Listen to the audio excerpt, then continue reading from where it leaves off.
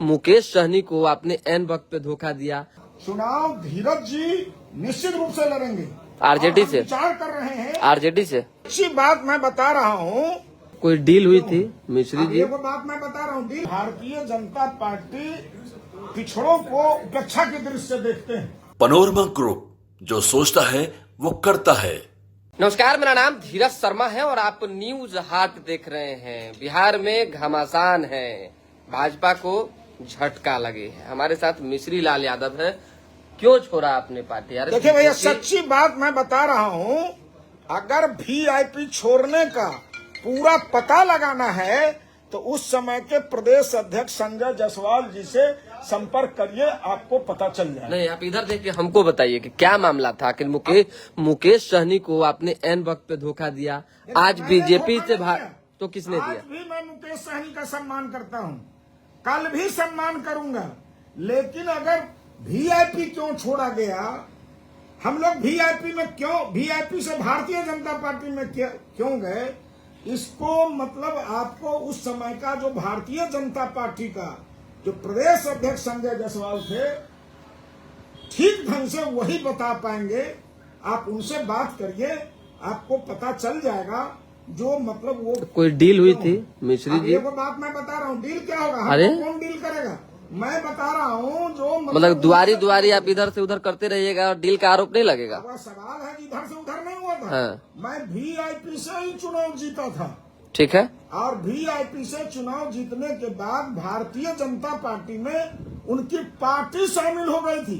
मैं ही नहीं था, राजू सिंह जी थे जो अभी मंत्री हैं। इधर देख के बोलिए, उधर सरवरना सिंह जो है, हाँ। जो अभी वहाँ का विधायका है, और एक विधायक मर गए थे। ये 3 विधायक पूरी की पूरी विधायका भाजपा में मर्ज किया था। मर्ज क्यों किया?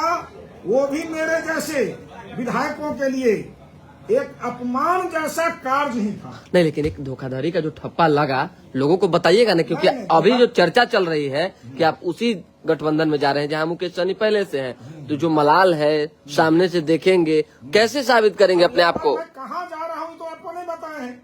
तो पूरा दुनिया में हल्ला है, डुगडुगी बज गया है। सवाल है तो डुगडुगी क्या बजा है, नहीं बजा है, वो हमको नहीं मालूम।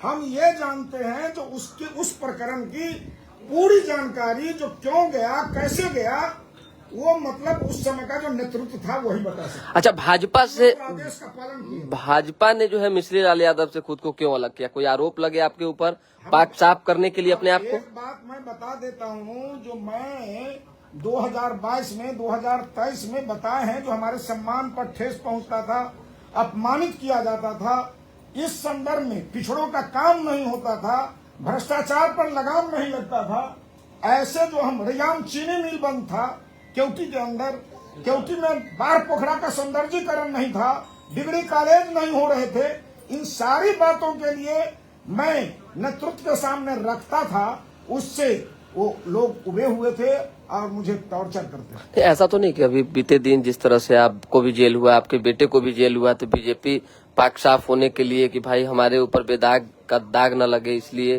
कोई दिक्कत हो रही है? देखिए, ये बात सब जो बात कह रहे हैं वो सब बात नहीं है। बात इसमें है जो भारतीय जनता पार्टी पिछड़ों को उपेक्षा की दृष्टि से देखते हैं, और जो भोकल है उसको मतलब और दरकिनार करते हैं। अच्छा, एक सवाल और है। ये भी कहा जा रहा है कि अपने बेटा को टिकट दिलवाने की पूरी कोशिश कर रहे थे, प्रेशराइज में आपको जो है अपना सीट भी गंवाना पड़ा। मैं बता दे रहा हूँ, मेरा बेटा 10 सालों से संघर्ष कर रहा है। मैं हर एक मीडिया को बताया हूँ, जो मेरा जो बेटा है धीरज यादव, उसको अब मेरे छाया की जरूरत नहीं है, मेरे नाम की जरूरत नहीं है।